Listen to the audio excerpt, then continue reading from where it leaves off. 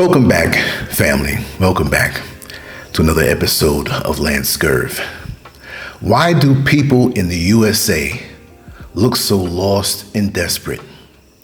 This show I did especially for Calamunk. Yes, it was my special request, and I promised that I would do it. Any request that you have for any type of topic that deals with human nature, count me in.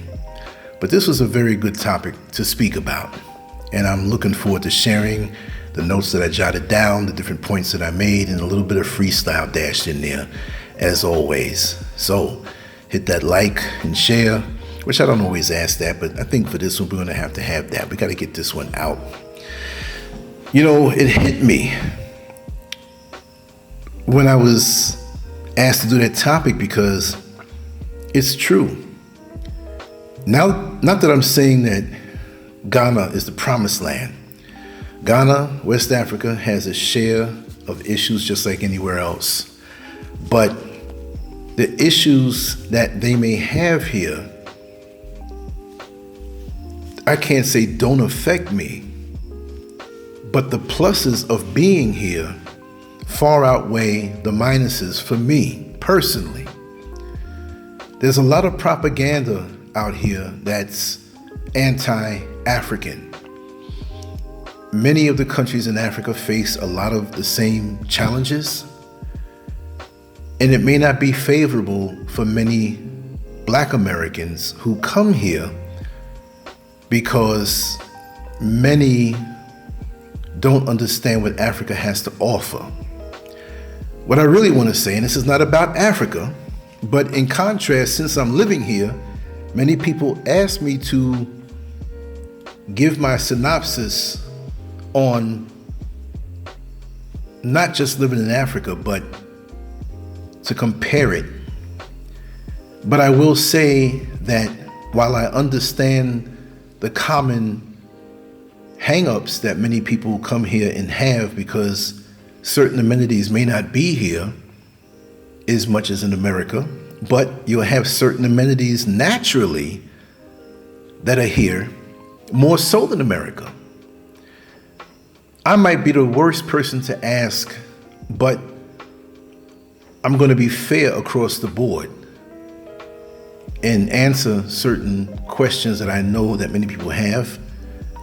But it does seem that way, that for all the challenges that are here, and not just Africa, not just Ghana, but for the rest of the world.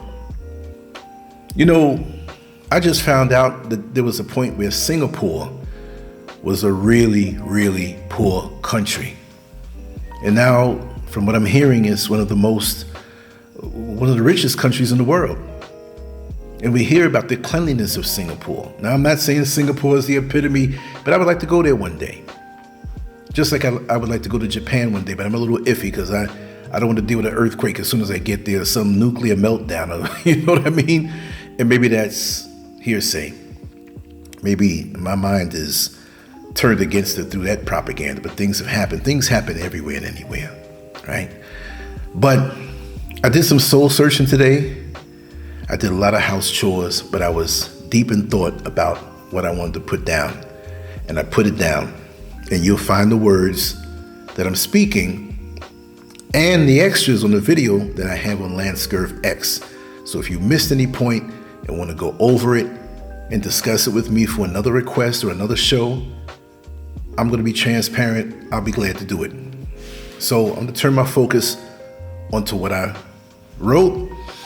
But this is not about battling or putting people down or putting America down because I'm over here now, and then you're going to have people who come at me because I'm over here and I'm a fool for coming over here, and they're going to say, well, you know, you're not part of the people there, but yet in my lineage, through my father, through Jamaica, is direct to Ghana. But through slavery and being enslaved, we lost connection. Now, also, I'll say on my mother's side, it's funny because on her side, one of her grandparents were Caucasian, and on the other side, another one was Caucasian. So what is she, half white? So as we split hairs, or do we split hairs and We have to check one box or the other. See? I'm a black man, born and raised, the dominant gene. But there's other splinters that go off. On my mother's side, there's a name, Wiggins, going way back in the 1800s, 1700s. And the funny thing is, they were part of the Confederacy. Some of them were part of the Klan. So I guess this is why I'm so fiery, because unfortunately that's in my bloodline. So I guess there's a civil war going on, right? Where I'm sensitive to certain things. But we didn't make ourselves. I just thought I'd throw that in there. But I'm a black man, 100%. And this is where I am, in the motherland, right? My blood lineage also. So if you get angry at that, but don't tell me that I'm not part of Africa in that lineage. And I'm proud of it, regardless. So I had to get that off my chest. You can leave your comments and be mad at that, but this is not what it's about. We're speaking about, why do people in the USA look so lost and desperate? I've noticed that here. Since I've been away from the United States, and I see people who are just coming here off the plane, and not everybody, but you can see a certain stress on their face, a certain weight on them. And you have to acknowledge that. Because, and I'm not just comparing to Ghana, because I'm in the country. I go in the city in a crowd, and sometimes I'm like, oh man, this is too much, I gotta get out of here. And then sometimes I'm here and I'm like, wow, I wanna be around some excitement. But it's not a stressful thing, it's a choice thing. But in America, you don't have a choice by the stress that's doled out. And we're gonna break it down, why? I'm not saying this is the way it is for everybody, because I too have lived the majority of my life in America. But I knew through the teachings of my parents how to preserve myself and how to take care of myself and how to think when surrounded by the pressures. Because to me, it's only perception. I would always take my mind somewhere else. So at 62 years old, I may not look beat up like some who have taken it on the chin. And trust me, I've been through some rough times in the United States, more so emotional, and the mental games, and the working hard and thinking, when you wake up and realize that you're not compensated as you should be, when you wake up and realize that the American dream is only realized when you leave America. And there are points that people make when they talk to me about Africa, and I counter back with it. It's all where you want to go. If you want to go to the movie theater and sit in the front row, that's your choice, that's your prerogative. If you go to the movie theater and want to sit way in the back by yourself, you could do that. Just like water, it finds its own level. And you as a human being, you find your own level. Some people don't want to be around anything black, and they want to go to Iceland. They want to go to countries where white folks are, Asians. Who knows why? Maybe they don't. It's all how you feel. We both go to the shoe store. We choose different shoes. I can't knock you because you didn't choose the shoes that I chose. It's all individual preference. But let's talk about these factors now, because I think this is going to be interesting.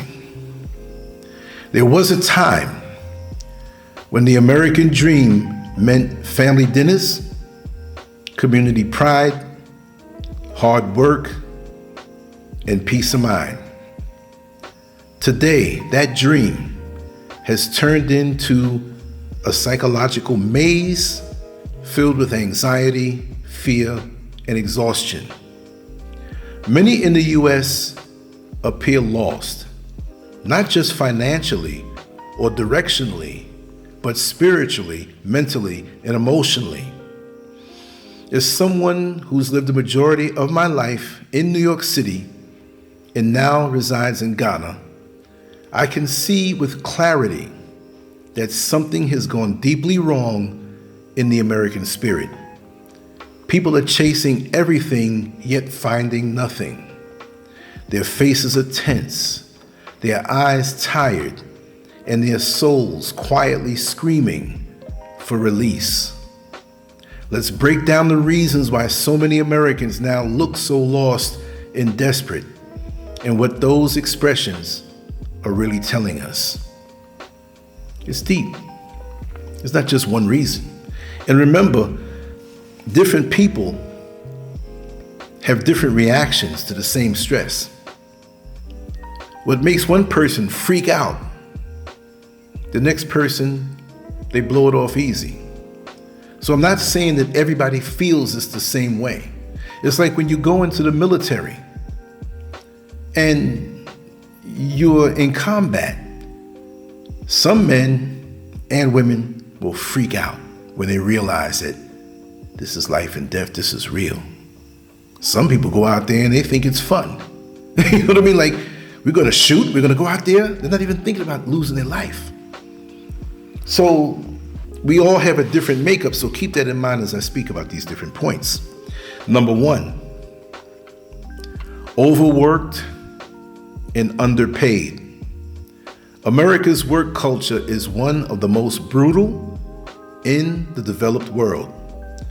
People are trading their lives for paychecks that barely cover rent, leaving little time for rest, family, or joy.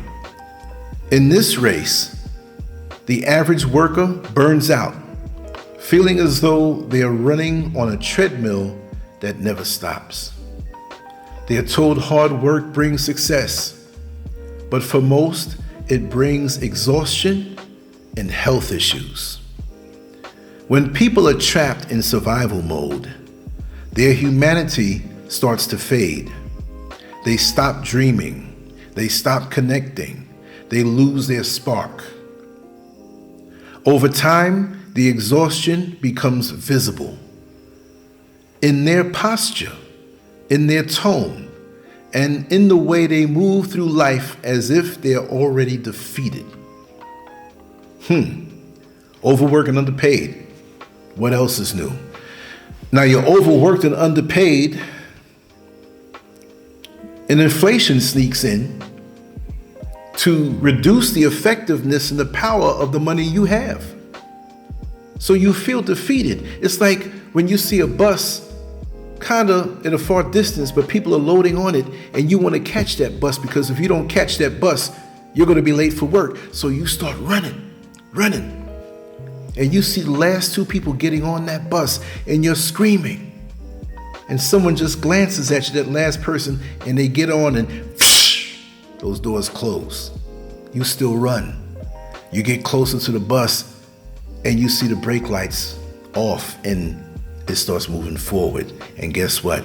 You're running, but you realize that you're not going to get this bus. So now you know you're going to be late. You already had 2 write-ups for being late, and now you feel defeated. You don't feel like you have a shot to get on that bus anymore. But this is not about a bus. You had dreams and aspirations when you entered into the system. While other people were complaining, you knew your enthusiasm was going to win everything through. They're different than me, and I'm different than them, and I'm going to make this work. And you get on the job, and they tell you, welcome aboard. Welcome aboard. We're family here. We look out, in our culture, in this corporation, we look out for each other. Welcome aboard, your family. Oh, what a dysfunctional family it is. And you hear the bad things. You see the people who have been there toiling for years telling you how things really are there, but in the back of your mind, you're going to hold on to what was told to you by the people up top.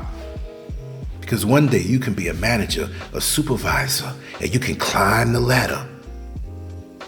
You're not climbing the ladder. They're telling you this so you can think it's a ladder you're climbing. You're actually running the treadmill to nowhere. To nowhere. And anything you seem to want to do for yourself, they discourage because they want your life force. And you ask so many people who have lived in the United States for so long what it's all about, and they'll tell you. And there used to be a time many decades ago where you seemed to have more of a shot.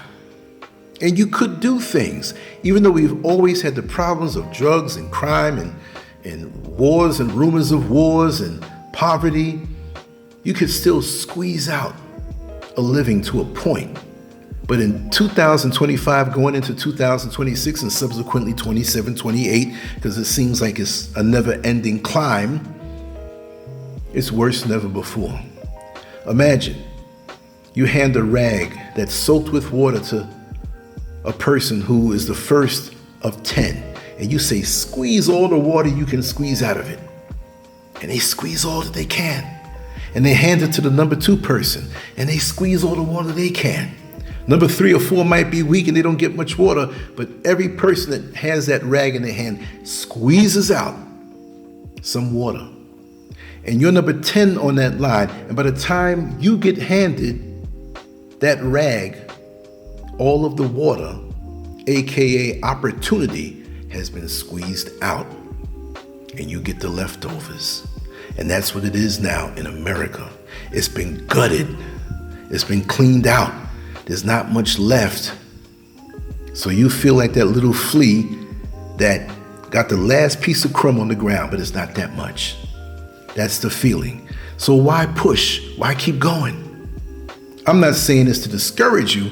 I'm just shedding light on many who want to go there because they believe the beautiful pictures on social media, but they don't understand what it's really all about. And yes, I will take Africa the way I know to do Africa over anything stressful like that, because at this point, I'm very blessed to get to this chronological age. And so now we have to know when it's time to slow down with certain things and indulge in other things that preserve us, and use our experience in our brain to know how to orchestrate this life in this segment, because it's very important, because so many people run so hard and they get to this age. I'm not saying say quit. I'm retired, but I'm not retired. I want to go hard in certain things, but nothing that's going to mess with my health, my state of mind, my peace of mind. No, I don't want to fly off the track of life by speeding too much when I'm about to hit an exit ramp and hit a turn. Slow it down a little bit. You're still in the race. Let's go to number 2. The high cost of living kills the soul.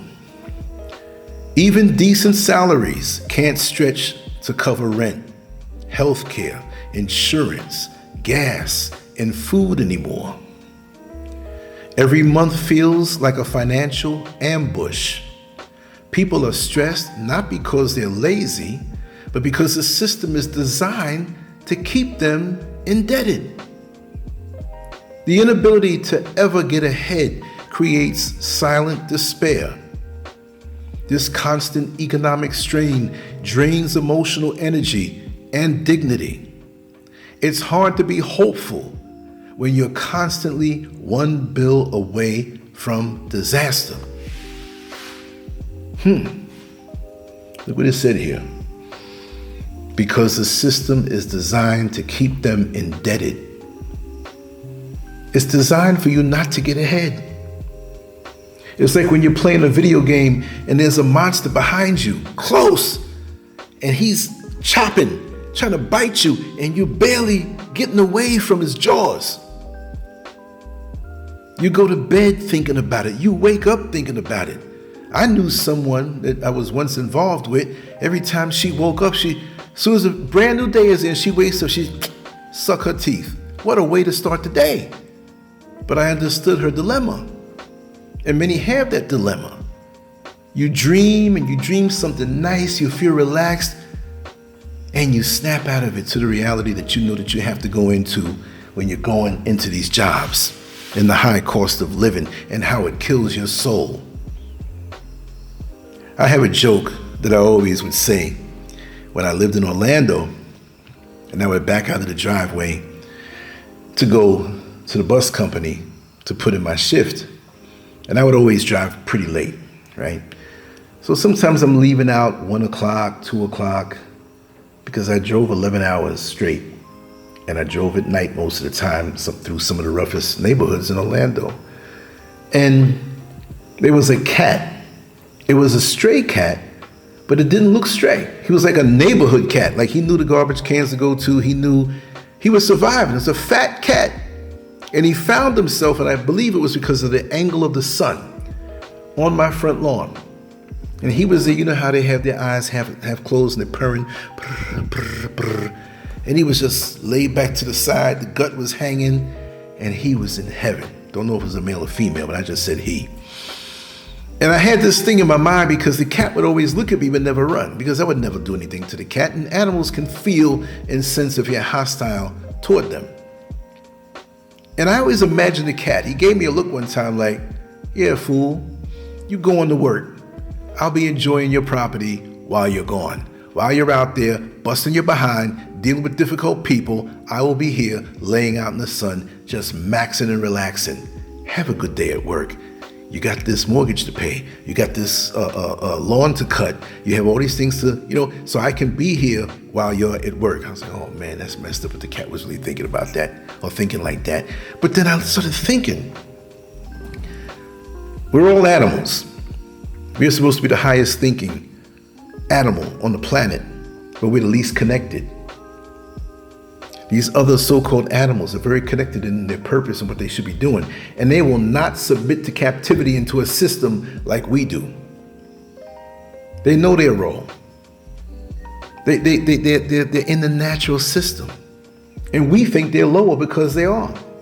They think we're an idiot and a fool because we're in the system that we're in.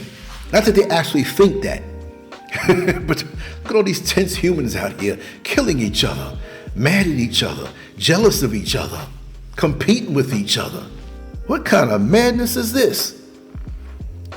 Some of the looks I get from animals sometimes, not me necessarily, and not out here. Look, I went to the back, the back door's right there. And sometime I run out there and take a little leak instead of going to the bathroom, and just right out there and take a little leak. Put the light on right there by where the yard begins. Too much information, but I do it. And there's some snails that come out at night and some frogs. And they're so peaceful. And I make sure that if I go out in the dark, I keep my flashlight with me, right? But I put the light on. When I see them, it's like they're so peaceful. They're so chill. The energy from them. As of recently, I'm not going crazy. I start talking to them. Say, hey, snail. Hey, my friend, what's going on? Don't worry, I got the flashlight. If I step out here, I'm not going to step on you. How was your day? You good? Yeah. And I get a good feeling from that, even when I see them in different animals. So now even certain insects, as long as you're not inside my house, I'm not going to try to kill you. If you're threatening to me and you're a wasp and I'm about to go to sleep and you get inside the house, you're not going to sting me on my balls. I'm sorry. I got to know where you're at. Get out of here or die. But outside in the tranquility, because they're working along with nature. And that's what this system, man-made system, especially in the UK and America and what they call highly developed nations. No, it's to tear your soul apart, hands down. Number 3, fear and violence have become normalized. From random shootings to violent robberies, Americans live with a low-level fear every day. Children practice active shooter drills in school. People think twice about pumping gas at night or walking home after dark. This chronic exposure to violence erodes trust, safety, and community. It wires people's nervous systems into permanent alert mode, which is not good. Living like that wears down the soul, making people appear disconnected because deep down they're trying to protect themselves from emotional overload. So imagine nothing has happened, but you turn on the nightly news or you're scrolling through the news app to see what's happening, the latest stuff, and people are getting killed left and right. Where I'm from in New York City, it would be something if a day goes by when nobody gets killed. But usually multiple people get killed for different reasons. There might be a burglary, might be a carjacking, it might be a husband coming home early and catching his wife with his best friend, but people die. It could be you stepping on somebody's shoe. Or you at the ATM and somebody sticks you up to take your money, takes your money and still kills you. So you're wondering, when is my time coming? You don't trust the system. Things happen out here where I live, but for the most part, it's very dark up this road going to the village, right? And if we have a power outage, it's pitch black. But you know what? I've been out there when there's a power outage, and I chose to walk home instead of take the van. And I never felt any fear. If this was New York City that dark, you know what happened during the blackout in 1977? I was outside in the street when that happened. I was on 133rd Street between 103rd Avenue and 101st Avenue. And I remember when them lights went out and people went crazy, breaking into stores immediately. So it's all about here, right? And the mentality in America, you're always on alert. Always on high alert. That burns you out. That does something to you. You can't really get to the deepest levels of resting, relaxation. I mean, if you work a 9 to 5 from Monday to Friday, you're glad, thank God it's Friday. I'm free, it's Friday. You immediately want to go somewhere on Friday and do something, or you're so tired you want to go home and sleep, and you say, I'm going to do something on Saturday. You do something on Saturday, you enjoy yourself. I mean, you have chores to do and different things, but Sunday comes, guess what? You get depressed. Another day you can rest, but oh God, Monday's tomorrow. And whatever your Monday is, it might be Tuesday, Wednesday, Thursday, Friday. We all have different schedules in a 24-hour work environment, right? Things have to run all night sometime. Whatever your Monday is, the day before you're like, so I'm not saying you're depressed. Maybe you've mastered it. Maybe you have it under control. This is not everybody, but too many people have that feeling in the pit of their gut, like I gotta go to bed now, wake up. So it's like you're working from Sunday afternoon because you're getting ready for work. Well, I'm gonna wear this. I'm gonna take this with me for lunch. I'm gonna make sure this. I gotta take care of this business, whatever. And in your mind, you're never free. Your mind is never free. You see that? So let's go to number 4. Political correctness silences the spirit. People are afraid to speak their truth for fear of losing their jobs, reputations, or relationships. The phrase, every joint pain points to a sentence you refuse to say, speaks to how repression manifests in the body. I learned that earlier today. That's why I had to put this in here. I'm going to say it again. The phrase, every joint pain, points to a sentence you refused to say. That's like emotional constipation. When you are corralled into holding in your feelings and not expressing it, or not feeling the leeway that you can be yourself and talk the way you need to talk with your perspective on how life or your life is, it hampers you. I'll even go further than that, but let me finish what I'm saying here. Holding in opinions, frustrations, and emotions poisons the mind and body alike. Like I said, in Western medicine, if you have something wrong with your foot, that's all it is as far as Western medicine is concerned. Fix the foot and everything's all right. But what if the birthday of a deceased loved one comes up that you love so much and you feel hurt? It may add on to the physical pain. Okay, November 5th is my father's birthday. So November 5th, a lot of things came to me because I was deep in thought and meditation on what my father gave to me as a man and the thoughts and how he molded me. My mother did too. She did her part. So I was deep in thought about that. And I didn't have any pains because of that, but a pain came back to me from when I fell off the bed at night. I hit that tile floor and there's concrete under there. Boom! It hurt for a little while, about 1.5 years ago, but it came back so hard. And I'm wondering, what is this? It had nothing to do with my father's birthday and me reminiscing over him, but I believe it had something to do with other things that I unearthed from the back of my mind that was not addressed. And other factions, little pieces of things in my life. It's like you sweep the floor real good, you think you got it clean, and over there by the dresser or the couch, there might be a little bit of dust. Well, it's just a little bit of dust. And I think it came to me in the form of that kind of pain.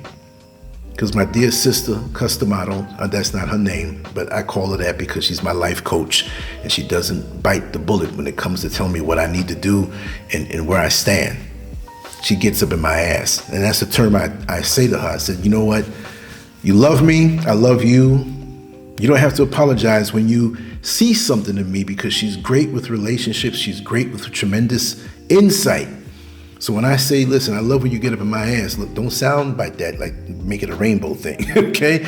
But it always brings growth for me because she's not afraid to tell it like it is.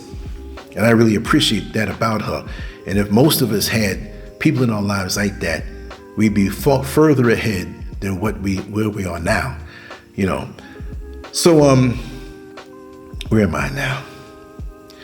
In America's politically correct climate, authenticity is dangerous. The result is millions of people walking around with fake smiles, tight jaws, and inner pain that never finds a voice. The loss of expression becomes a loss of vitality.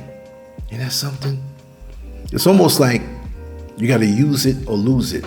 Being in shape, muscles. If you don't use it, you get stiff. You lose that elasticity, that strength. You know, we need to be free to be ourselves. And this is why the creative world is so important. If you draw, if you have acting classes, if you crochet, do something that you can express yourself. You need that. This system in this world, especially in America, is so anal retentive that we're walking around tense and the smiles are fake. Do we really have those deep belly laughs that we used to back in the day? If you did have it back in the day, I know I had some laughs with friends and brothers and sisters of mine that to this day, I will voicemail. Remember the time when we were out in front? It was like 3 o'clock in the morning and our buddy was dancing. I won't mention no names. He was dancing, doing some funny dance because the car was on, the car radio was on, and he was making fun, whatever, and the glasses dropped off and broke. And it was a silence. And the way he looked up like so dumb, we weren't trying to be cruel, but we were rolling. I was on the dirty ground, rolling. I couldn't take it. I'll never forget that. And there are other laughs that we had, even with people that we may have lost contact with, but we're bound together in a good way because of that memory. They're out there thinking it, and I'm over here thinking it. You see them in the street. Hey, man, I was thinking about you. What happened? Remember the time when, yeah, I remember that. I was thinking about that the other day. Those are the things that keep us alive. We don't even have that anymore with each other. It's terrible. Number 5. The digital age has destroyed real connection. Social media promised to connect us, but it has instead fractured human interaction.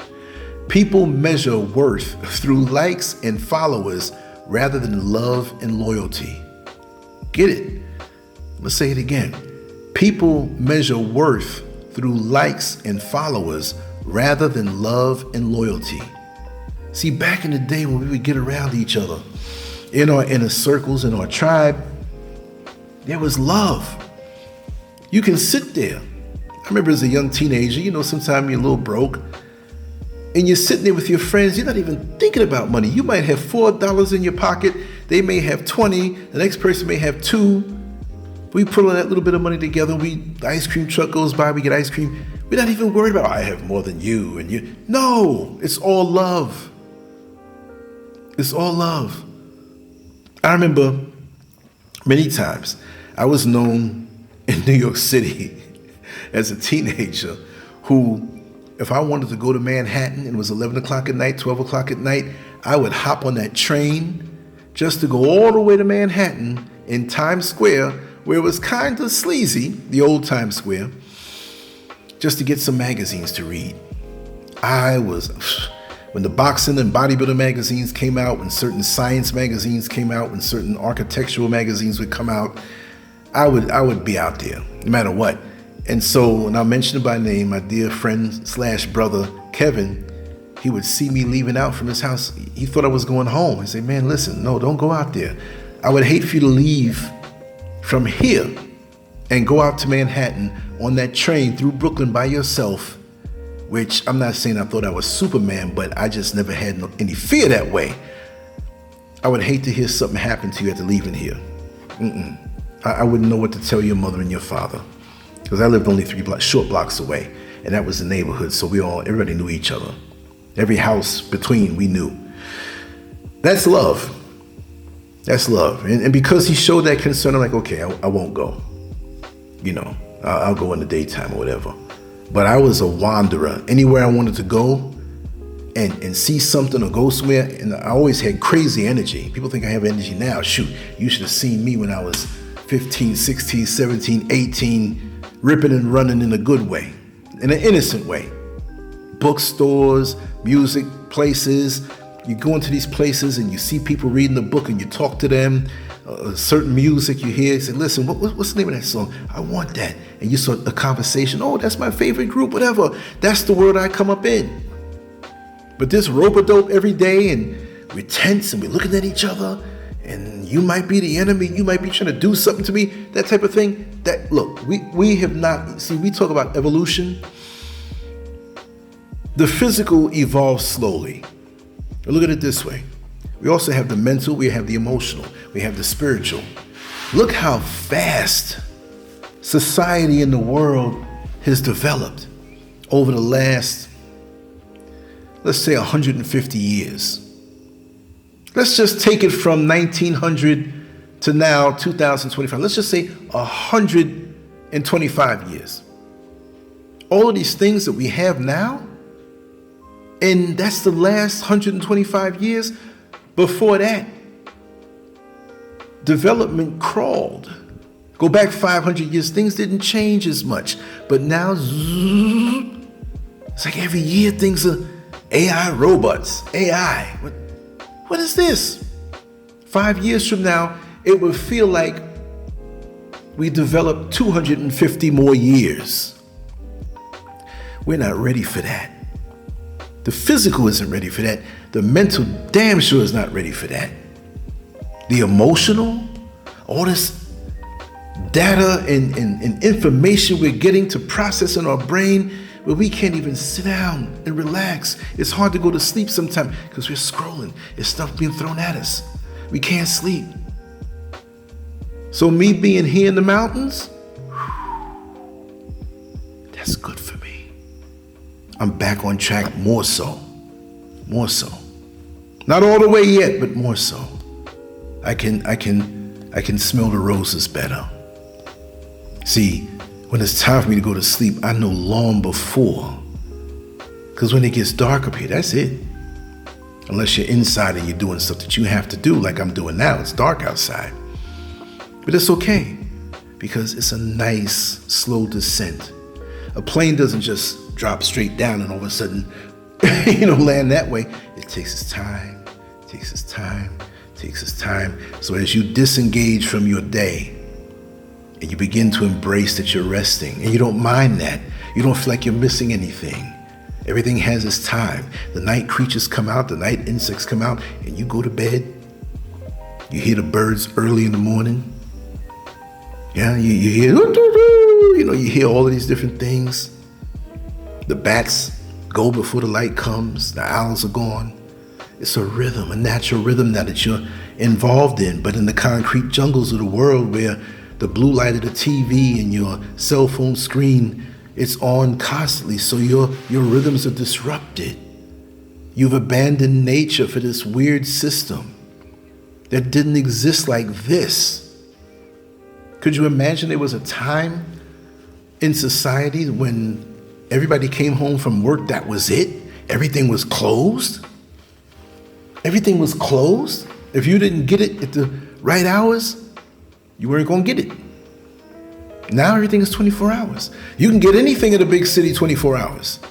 think I want to buy a mattress. There's some store open where you can buy a mattress. There are 24-hour Home Depots. You can get home improvement stuff any time of day and night. So your mind doesn't understand this rhythm of day and night and how it affects your hormones in your body and your mental health. So for me to come back into this, and I can't say back, but come back, meaning come back home in that way of life. So you are complaining about an amenity that may not be as abundant in Africa, but what about the amenities that you have that keep you from that natural rhythm on the inside? And it doesn't have to be Africa. The world is a big place, a big, big place. Let me see here the next. Okay, where was I? Oh yeah, here it is. Oof. The digital age has destroyed real connection. I started that already, I think, right? I'll say this part again, I think I did. Yeah, social media promised to connect us, but it has instead fractured human interaction. I said that part already. People measure worth through likes and followers rather than love and loyalty. Okay, here's the other part now. Conversations have been replaced with comments. Eye contact replaced with screens. And that screen you're staring into, you're giving up a lot of your information by what it can take out of your eyes. You look into a screen to unlock your phone. What does it see in your eyes? Same way when you're way out, let's just say far away from the big cities, far away from mankind. You're in the forest, you're way out in nature, miles and miles away from other people. And there are animals in the dark watching you while you walk through the dark. I don't know why you would be walking out there that time of night. You might have a little piece on you to protect you, but they're looking at you. And the minute you look around, you can't see them looking at you, but if they see fear in your eyes, if it's something that is aggressive, it's going to come and try you. If it we can read eyes. How many times have you been sitting somewhere, maybe a park, maybe in your yard where there are other windows close by from other houses, and you're reading your book and you look up specifically at this one window and it's somebody peeking at you. You felt their energy from their eyes.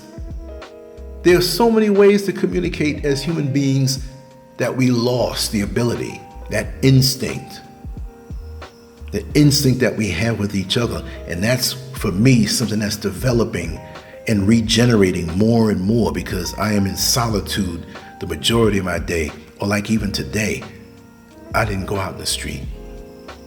Yesterday I did, tomorrow I will, but today, inside. Oh, I soaked up some sun. I went out in the yard, quiet, nobody to bother me, and enjoyed that. So more and more I'm recalibrating myself into that natural order, which gives me a greater power of discernment.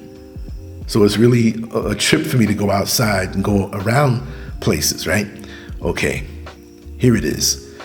This digital isolation creates deep loneliness. People scroll through highlight reels of others' lives and start to believe their own existence is meaningless. Depression, anxiety, and comparison eat away at their joy. The soul cannot thrive in a world without touch, tone, and truth. The human element, a hug from a loved one, a conversation over dinner where you're looking in the person's eyes and really relating, right? It's to the point now, and I'll keep it adult, but I'll keep it decent, that we're so cut off from each other that many people are afraid to have true human relation, and I mean on the intimate level, that they prefer using their hands to stimulate themselves while they watch activity on a screen, if you know what I mean. There's less anxiety with that. Now we have anxiety about our bodies. It's not like the perfect bodies that we see that have filters on it. And we're hung up about not having all the money in the world, so I might be less of a man if I don't have six figures, and just all this stuff that's implanted in us to guide us into being apart. This is by design. This is not by chance. Because us having a human vibration is a threat to something out there. What that may be, your guess is as good as mine. I have my opinions. Number 6, mental health is a growing epidemic. Depression, anxiety, and emotional numbness are now widespread. But instead of addressing the causes, overwork, isolation, and cultural emptiness, America offers pills, not healing. A medicated population keeps functioning, but not living. They function, but they're not living. There's no joy every day. Yes, we have mishaps, we have disasters, we have accidents, we lose loved ones, and I understand that. But aside from that, when none of the negative stuff is going on, we still walking around like we have anxiety, right? The stigma around mental illness only makes things worse. People hide their pain behind smiles or substances. The mask becomes permanent, and the result is a nation that looks functional but feels broken. Isn't that something? You see people filing into work, half asleep, cup of coffee in their hand. You don't know what medication they're on. I know people who live that very nice people, professional, make money, live nice lives, so you think, but to really wake up, they have to take a pill. To really go down to sleep, they have to take a pill. There's some kind of chemical aid that they need to function through the day, but they're not. They're alive, they function just enough, but they're not living, and it's definitely void of joy. Or it's a chemically driven joy, not a natural thing where you can love yourself for who you are, be yourself, be accepted for who you are. We have all this pressure to be something that we're not, this standard that's imaginary. We're here today and gone tomorrow, but we're worried and concerned about things that don't even matter. It doesn't even matter. It doesn't matter. If I leave this earth after I do this video and can't do any more, that's what's going to happen. If I go out tomorrow and I come in too late and I'm too tired and I don't do anything, of course, you know, I love to get down, but I'm at a point now where no, it's not going to bother me. I'll keep on swinging and do my thing, but if I need rest, I'm going to get my rest. A term was shared with me the other day when I was so tired. I went to sleep and I was out. And Customato told me, she said, you have a soul. That was a soul tired that you had. And I said, you know what? I thought about it and I said, you're right.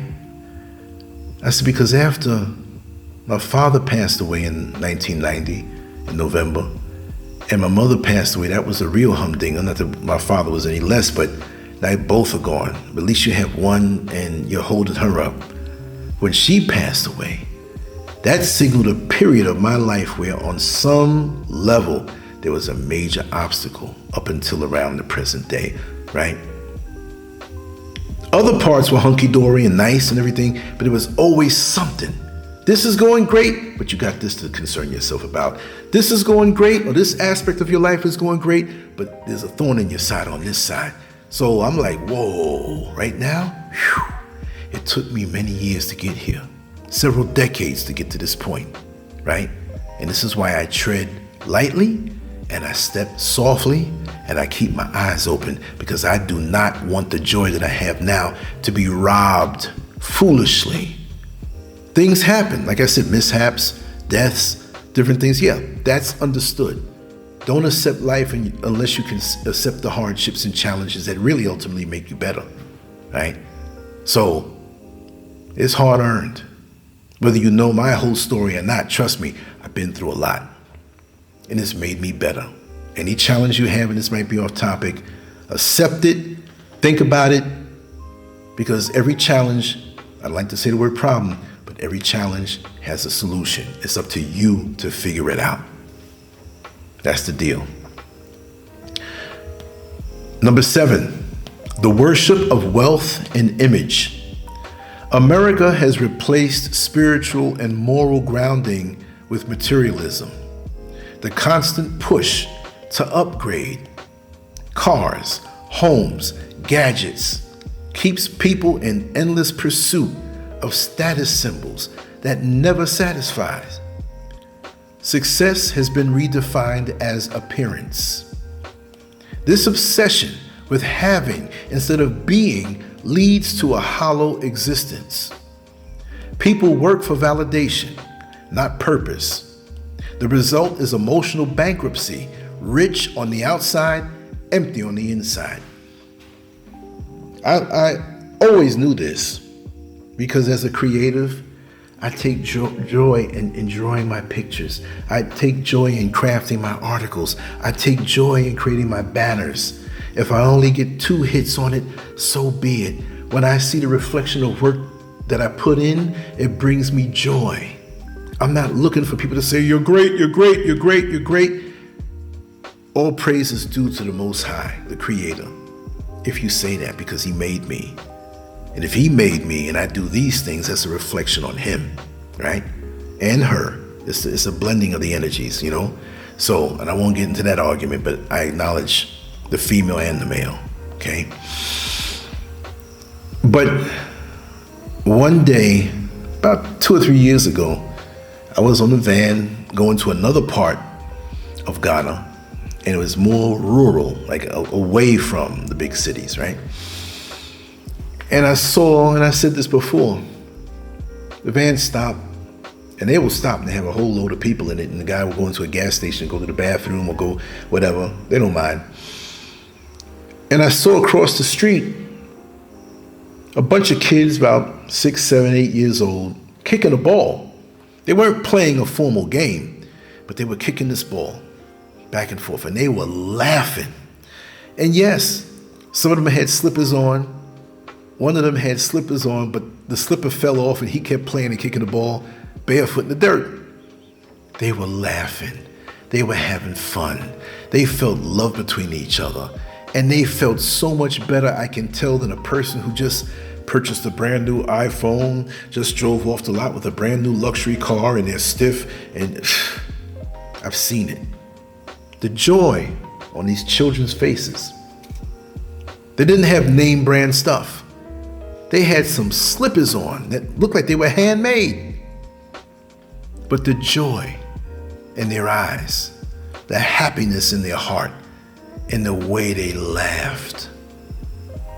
Just to sit there and see that this thing can exist. And I said to myself, what happened to us as a society? What happened? We're sitting up stiff with all these things and there's no joy. What happened?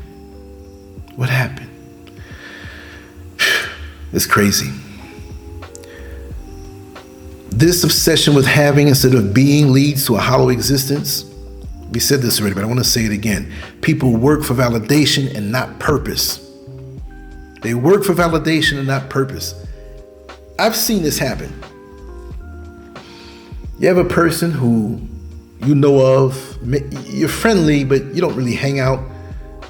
You know each other, and you're cool. And maybe you can be more friends, right? But you get a knock at the door, and it's this person. You say, oh, okay. You still say to yourself, I wonder what they want. Because we really don't hang out. And they smiling, just smiling at you. Hey, look. You see a brand new car out there. You don't come to me to check up on me. You don't come just to say, you know, how you been? But you know how to find me to show me that you bought a new car. Now, I'm not the jealous type. But what kind of emotion do you want to elicit from me? Now you feel accomplished as some kind of validation, or are you better as a person or whatever? That's so shallow. That's so shallow. Me driving the bus, I can say on 2 handfuls of times that I've had people come up next to me while I'm driving the bus that were former passengers. And they're honking the horn, honking the horn, honking the horn. Then I realize this person's honking at me. And so I look at, hey man, I'm not riding that raggedy bus no more. Ha ha ha ha. So you felt less of a person, that you were less of a person because you were on the bus? So your value and your worth is something external? Unbelievable. Number 8, the breakdown of family and community. Families rarely sit down to eat together. Neighbors don't know each other's names. The community fabric that once held society together has unraveled under work demands and digital distractions. When the village disappears, so does the sense of belonging. People become isolated units drifting through cities and suburbs, desperate for connection, yet terrified of vulnerability. Isn't that sad? Desperate for connection, yet terrified of vulnerability. That loneliness shows up in their eyes. The look of people who have no tribe. See, this is one thing that I enjoy out here. When I go up the road into the village and am embraced by people who I know are going to be there, I know they're going to be there. This is what I missed growing up in Queens, New York. Of course, I was born in Manhattan, but I was raised in Queens. But I'm a New York City guy. Back then, growing up, on my particular city block, 134th Street, I knew everybody in every house. There were 39 houses on that block, on both sides combined. I knew where the parents worked. I knew what the inside of the house looked like. I've said this before. It was a sense of community. Some people were a little more reserved. Some were more open. But you still had a sense of where you were, and it didn't change. And so when you found out that somebody was moving, why are you moving and where are you going to? Because ain't nothing better than this, the sense of connectedness. And New York City began to change. You know, it was more commercialized. People moved away. They didn't like how things were becoming so fast. See, that level of activity from back in the 60s and 70s, those of us who grew up there, we were used to that. But some of the older folks, as it got faster and faster, we adapted, but they wanted to go, some of them came from the South and they wanted to go back, or back to the Caribbean, or some other part of America where it was slow. I understand that. But it made us strong because we had a neighborhood, we had a community feel. And so after the words that I wrote there, you know, the loneliness shows up in their eyes, the look of people who have no tribe. They're disconnected. They may have a beautiful apartment, a beautiful condo, a beautiful home, a good job, drive a nice car, but they're somewhere else. They're not connected. Or, like what I began to experience, that where I was for a long time, people started to move away. It was different. And you get to the point where you say to yourself, what am I doing here? I'm around people that I don't really know. They have their own culture. It's different. I still embrace them, but there's no connectedness. That's terrible. To have that once and to lose that. So this is why my friends from growing up in the neighborhood, who are family to me now, I speak to them every day. And those who are a little busier, you know, they have their own lives. I may not speak to them every day, maybe once a week, but we all keep in contact. And a lot of us know each other. So they talk with each other. We check. So I have that feel on the inside. So I can really never feel isolated. I would love to sit down in front of them right now, but I'm in a different country. But when I go back, we're going to get down and do that. That's priority. But the connectedness in our heart, that's what counts. And many people don't have that satisfaction and that fulfillment in their heart, even though they may have all the gadgets in the world and all of these amenities. We've traded that off. I want to be like those little kids that I told you about, that were dancing and kicking the ball and laughing with each other and pushing on each other. And I mean, the laughing they did, it was like ridiculously funny. I mean, they were going at it. I know their stomach was hurting because I know, and I'm a clown and you know that. I've told jokes to people And once you hit that nerve that you're making them laugh, like whatever you keep coming with makes it worse, because you know what's making them laugh. And then you have them talk about, oh, stop, no more. And they're holding their stomach. And they wake up the next morning, they felt like they did 1,000 crunches, for the abs. That kind of thing. That brings you together. And the next time you see them, it's like you just have joy from what you experienced. It's almost like when you see your favorite comedian walk out on the stage, and you might be watching TV or it's a live thing, and you see them, you start laughing because they made you laugh so hard before. And even though the jokes that they're telling may be different, they're going to bring you back there. So people that know me, that know my comedic side, hey Lance, what's going on, man? Like they're scared and they're laughing because they know I'm going to make their stomach hurt. What's been going on? Let me tell you a little story, man. Oh God, this guy's listen, be careful. He's going to have your gut hurting. That's a beautiful thing. So mentally, I have a large library of good times to look back on, and in the present and in the future. So life is one big ball of joy for me. And then I said, I've been through a lot, but there's balance. But it's really bad when you're not connected. Number 9, loss of spiritual grounding. Church attendance has dropped, and faith has been replaced with fear, cynicism, or consumer spirituality. Without a higher sense of purpose, people drift. They don't know why they're alive anymore. That's got to be bad. That's got to be bad. Without a higher sense of purpose, you got to have that. And I will tell you, you have energy leeches and narcissistic people. I'm not going to say around you per se, but they're out there, and they don't want you to have that sense of purpose where you know what you're doing is God-given, right? Creator-given, Most High-driven and given. When you take that from a person, it's like snatching their soul. And there's some people out there that specialize in that because they don't have a real sense of purpose. Even if they're doing something that seems to be okay, it doesn't connect with them. When you see a person who's into dancing and they love dancing and they're throwing the moves, and when they're into their dancing, they're not dancing to look around and see who's watching them. They know people are watching them, but it's in their soul. When I pick up my pen, this is the pen that I draw with. I've been drawing with this pen for 2 or 3 decades. What is it? The F402, right? By Zebra.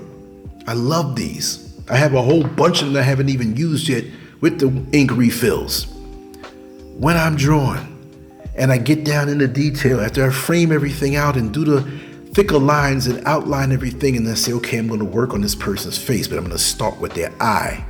I already did the line around the eye, so now I'm going to work on this eyeball. I kick on the music and I'm working on the eyeball with the ink, and every 5 strokes with the pen I wipe off because there's a drop of ink that may splatter on it, and then I'm just touching it, looking, and then an hour can go by and I'm working on that one eyeball. That's focus. That's love. That's purpose. That's you being into what you do. And it's so satisfying. Many people don't have that, but they don't want you to have it. They want to hijack yours and parade around with your destiny, but they can't do it. They can't be you. And you're blessed when you have that.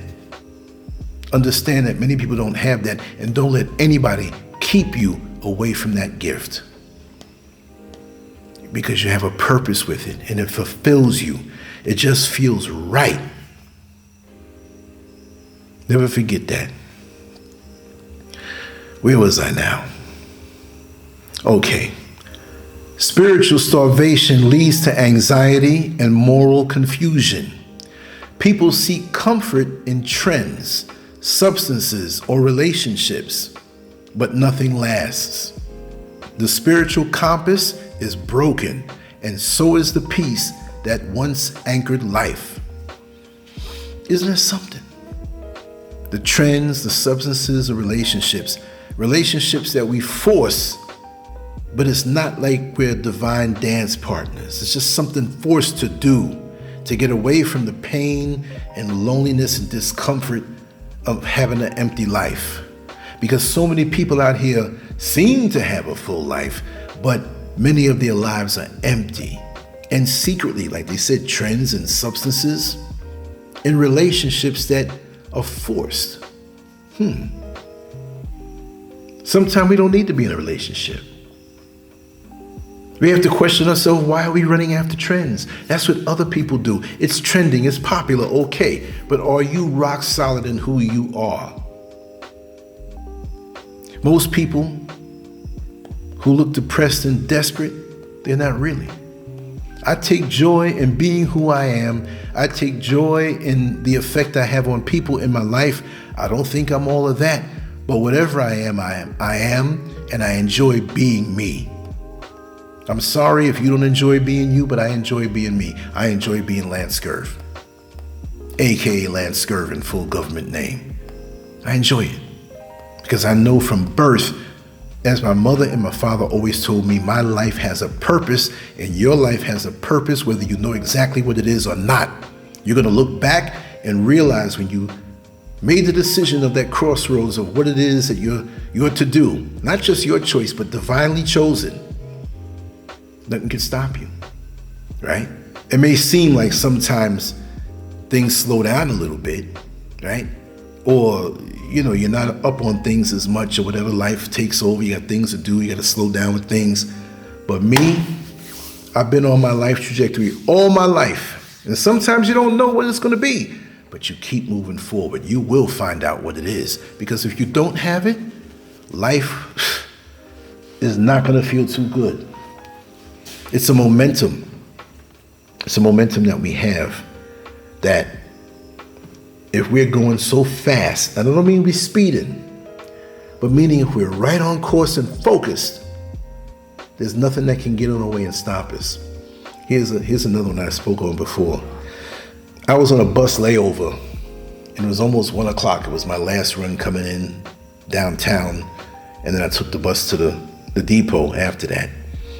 And this was one of the more challenging black neighborhoods in Orlando. I won't knock it by calling it out, but lots of times I had to run back on the bus on the layover that I had to sit on with gunshots and folks running, cars crashing.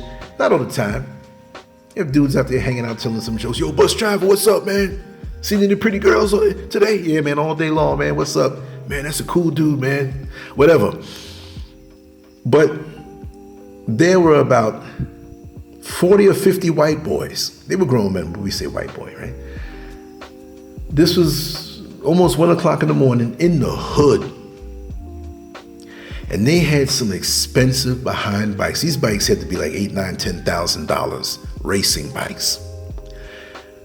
But they moved through the neighborhood so fast and they were hunkered down. When you see the cyclists on TV and they're racing and they're close together, packed, and they were getting it. So all we heard was the gears and the wheels turning, cutting through the wind. And we looked, and the dudes that were on the corner and out there, they weren't going to do anything. I know those guys. I know them from the jail, and I know them from in the street driving the bus. But you do have people out there who will do stuff. These guys knew where they were going, but they knew they were going so fast that by the time anybody thought to do anything, they were gone. Zzz. Wow, you saw that? They cut through. So this is how we have to be. We have to be so focused on our purpose that nothing touches us. By the time that this thing or this energy, this person tries to throw you off course, you're gone. I was walking out to the road the other morning, and all the flies in the world were trying to get in my ears. So I'm walking fast, and they were trying to keep up. And I'm moving my head like this. People driving by us and said, this guy's losing his mind. But they were trying to get in my ear. Then I had like one light bag, so I picked up one arm and I put it, and I'm walking like this.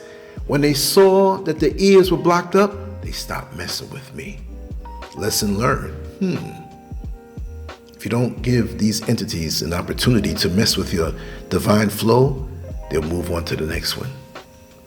It always happens that way. Here it is.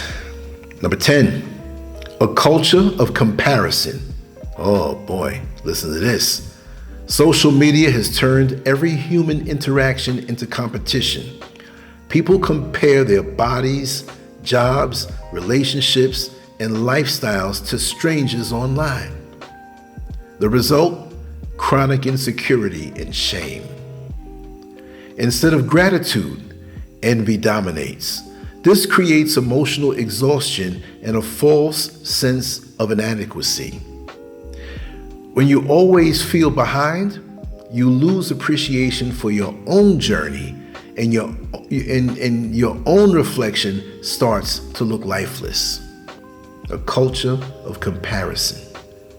We didn't have the opportunities back in the day to compare ourselves. There was no Facebook at one time. There was no YouTube at one time. There was no Instagram at one time. There was no TikTok at one time. And there are 50 million other social media platforms that you don't even know the name of. I'm on it. And I don't go to those that much for distribution. But it's crazy. And now people search out other people to compare themselves to. You got Facebook, and Facebook is diabolical. Because there's a feature on Facebook, as you probably well know if you're on there, where you can block your friends list. Because you will have people who half know you. They might work with you on a job. They hardly speak, but they're on your Facebook page, going down your friends list to see who you're friendly with. Isn't that something? And I've had people come to me that I've known for 40 and 50 years, from childhood. Hey Lance, what's up with this lady, man? I see she's on your friends list, but she keeps sending me friend requests. Oh, maybe she thinks you're cute. Well, we know that that's not it, because other mutual friends will say the same thing about this woman. Like, why is this woman trying to be friends with all the people who are friends with me? I mean, real friends. And I'm not saying you're not a real friend if you're not somebody I know from growing up, but that's a tighter inner circle. You trying to hijack my life? What are you trying to know about me? Right? And I do know people who specialize in getting up on social media, especially from AOL days and even today, just watching and peeping, because there are ways now that you can see who's watching you on different platforms. It's not complicated, but it's not easy if you're a neophyte. And I'm into the social media thing, not because I'm addicted to it, but I know the tricks of the trade. I get in and I get out. And I got friends who have hacker abilities. Yeah, I won't say no more. But it's crazy out here, the people who peep at you and watch your every move. You might see something and be interested and say, oh yeah, that's a friend, I know them from the, and you click, that's okay. There are people who go in with a fine-tooth comb and watch every single thing. So I made it harder for them by moving to Africa, because you're not gonna pop up on me. You're not just gonna show up, especially where I live. You can go to the airport in Accra, but you're good if you can find me. Shoot. When I first moved here, up to the house from down in Accra, it was strange. That's like I'm in the back cave, y'all. Dirt road and all off of you wouldn't even know there's houses back there. So it's like, okay, there's no address. It's just a GPS. There's no address with my name on it. It's gotta be frustrating. No, you're not gonna crash my world like that. Because I have had stalkers. Some that I've known, some that I didn't know. And I could talk about that a lot, but I don't want to talk about it so much where I start drumming these people back up again. Oh, it's a challenge. I'm gonna find them anyway. And then what? What you gonna do? Climb over that big wall I got? Can't do it. It's nighttime. A lot of things running around that can bite you. You wanna risk that? I'm just being funny right now, but it's the truth. Yeah.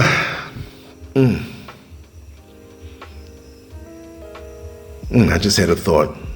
Brain fart in the thought. Because I'm in a very talkative mood right now. And I was feeling a little tired earlier, but we'll go to number 11. Distrust in leadership and institutions. Corruption, political division, and hypocrisy have left Americans disillusioned.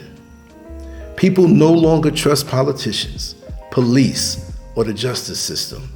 The sense that everything is rigged leads to hopelessness. When trust in leadership dies, social unity dies with it. People stop believing in solutions and start turning inward or giving up entirely. That loss of collective faith is visible. The slumped shoulders of a people who no longer believe change is possible. That's sad. Because what do you have to lean on? What do you have to go on if the system is rigged, if the system is no good, if its justice will not prevail? What do you have? You have yourself and your inner belief on a higher level. But even then, if it's not in your face and worked into, and they say on the dollar bill, in God we trust, what God you talking about? If you look at how America is run, what God are you talking about? What God are you talking about? When you look at these other symbols on the dollar bill, there's something else going on. You're being sold a lie, and you can feel it. And so our other people, and I'm gonna bring it up again and speak about, oh, Africa is backward and they're scamming you and they're doing this and whatever. Well, what you think America is all about? Because whatever you find here, you're gonna find there tenfold and even more vicious. And there's some vicious things going on over here, I'm not gonna lie. But if you keep yourself and move a certain way, you got nothing to worry about. If I don't run across the highway every day, I don't have to worry about getting hit by a car on the highway, right? It's the company you keep and the places you go. And like I said, me, I'm a ninja. When you see me, I'm doing something. I'm just gonna go out there and wander around or whatever. I have my days when I want to sightsee, right? But even then, I'm doing something with purpose. I might have a little camera in my hand. I'm gonna get some footage to show and share with you, which I'm probably gonna do tomorrow. Just random stuff, just visuals. But we do a lot of this stuff to ourselves. You know, if we know that we're not going to have justice in the system, we need to be connected to something that keeps us knowing that everything is going to be all right. Because that's man's system, and it's not made to be what it professes to be. And again, this is why, like the title of the show, you know, why are we so beat down, desperate, defeated? That's not in the title, but I'm just saying, why are people in the USA so weary? Is that a bird? You know, I came face to face with it's the big bird called the condor. The wingspan on this thing, man. I went out in the back, I was up on the balcony, the moon was out, I'm saying how beautiful it was, and this big thing flew past me. It looked like an airplane. Not that big, but it was huge. And it was so huge, sorry to change the subject, but it wasn't like a bird flapping, right? The wings were so big, it was just slow. But it was flying because there was so much horsepower in the wings. Wow. Number 12, the pharmaceutical and processed food trap. Oh God. From antidepressants to fast food, Americans are over-medicated and undernourished. Bodies are inflamed, minds foggy, and energy low. The connection between the gut and the brain means poor diet directly affects mood and clarity. The system profits from keeping people sick. When you eat chemicals and pop pills instead of facing the root issues, you become dependent. This dependency fuels physical decline and emotional despair. It sure does. You're disconnected and dependent on something else that you shouldn't be taking. Yeah, now if you get a gunshot wound and they shoot you up with something to keep the pain away, by all means, but that's not something you do every day, right? But we're walking around inflamed, we're not digesting our food properly, we're not getting the proper rest, we're not thinking the right thoughts. So we're slumping into this life of despair. And it's just something that, I don't know, it's just, the worst is yet to come, y'all. I hate to be a doomsayer. Let me just check the power on this. Ooh, this is going down. I think it is. Yeesh. which means I have to wrap it up soon. Let me get through these points before this thing cuts off the audio. Time poverty, no room to breathe. In America, time itself has become a luxury. People rush from task to task, barely able to pause.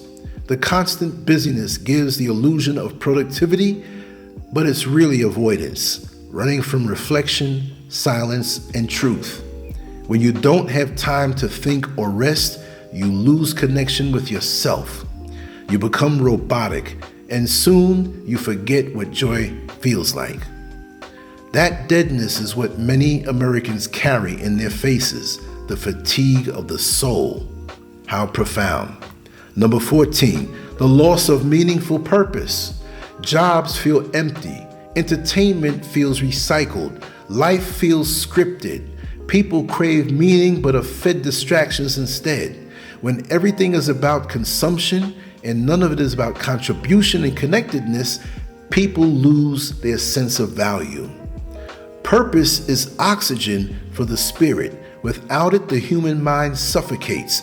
That's why so many people appear hollow. They're running on autopilot without ever asking why they exist. I don't want this sound to cut off, so I'm going to go through the points and I'm going to still talk as much as I can.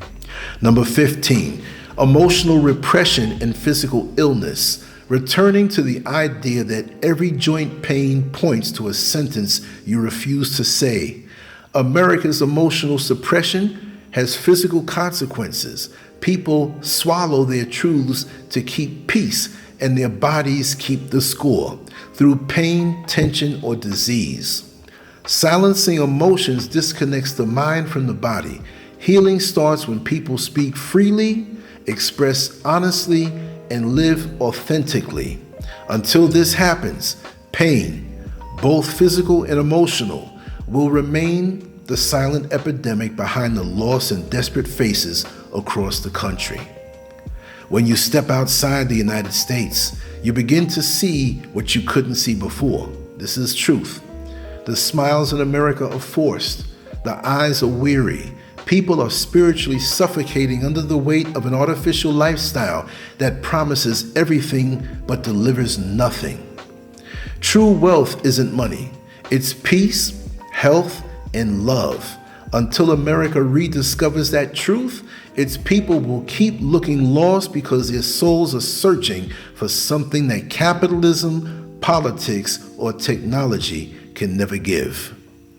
I see that my audio equipment here, which is run by a battery into this camera, is still running. But you see, many who are in America will talk about a place like Africa and look at the things that as a developing nation we may not have or we're just getting now. But again, like I said, it depends on you knowing what it is that you need.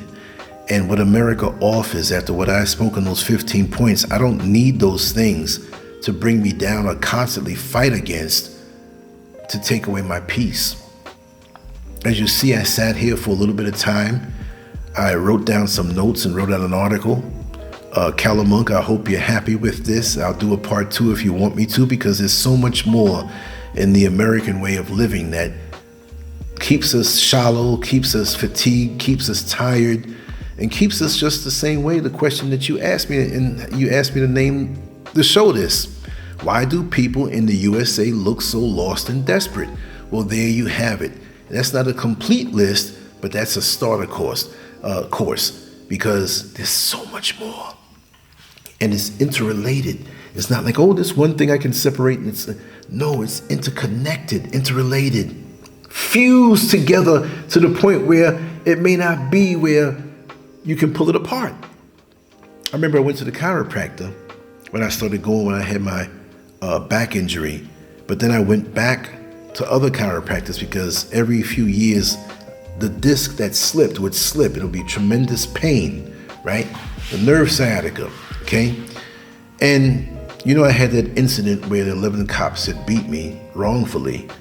And I took many blows to the head while being in the chokehold and having my private parts squeezed up and my hands pulled up while I was down on the back of the hood of my car. And they were just, you know, very intense. And so the chiropractor, this was a new chiropractor, but he did a thorough thing on me and he understood my history. So he said, listen, can I ask you something? Did you ever take a really hard blow to the head? And I said, it could be two things. It could be when I had the situation with the cops and I was at a friend's house, he's renovating, and one of the beams, the support beams that he took down this wall, but one of the support beams, and they had to reinforce it to keep it strong, was leaning up against the wall, really high, like vertical. It wasn't leaned back, but it was there. And somehow, some way, this beam started to fall. And my friend was sitting there, and he saw it falling, but he couldn't get his breath together to say, move out the way. And I'm sitting here, I was bending down, doing something, going in the bucket, looking for some tools, and this thing came down the way. Went back and then came back down. This thing was a thick piece of wood about 9 feet high.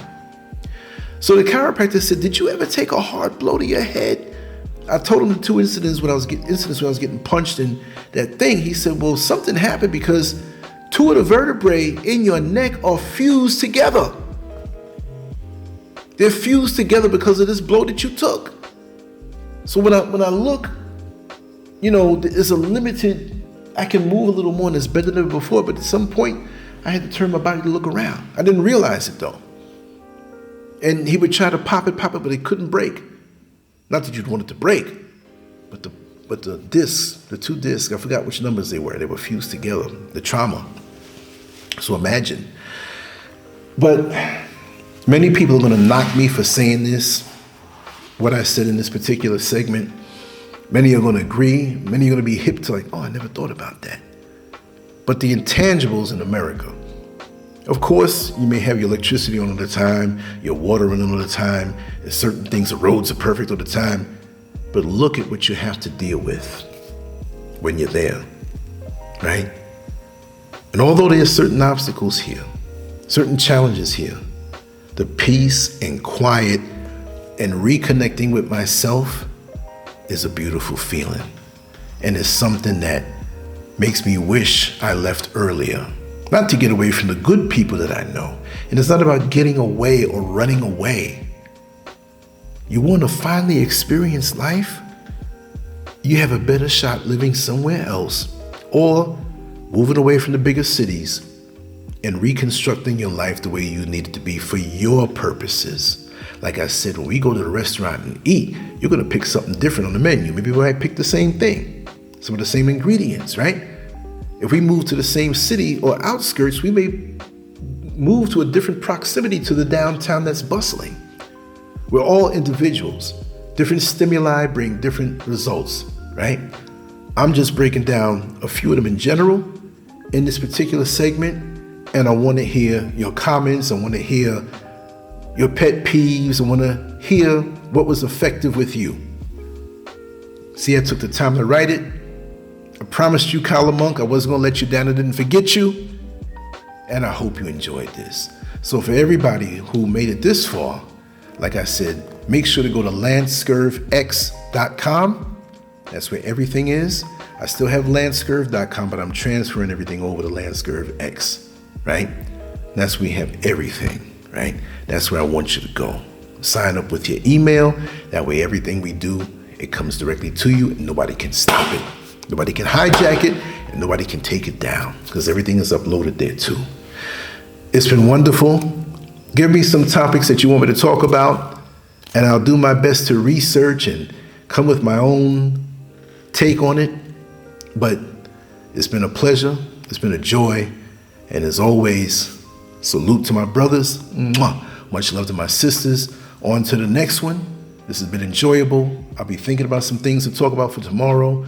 I will be going out, but I'll come in and we're going to get down on some work. Seriously.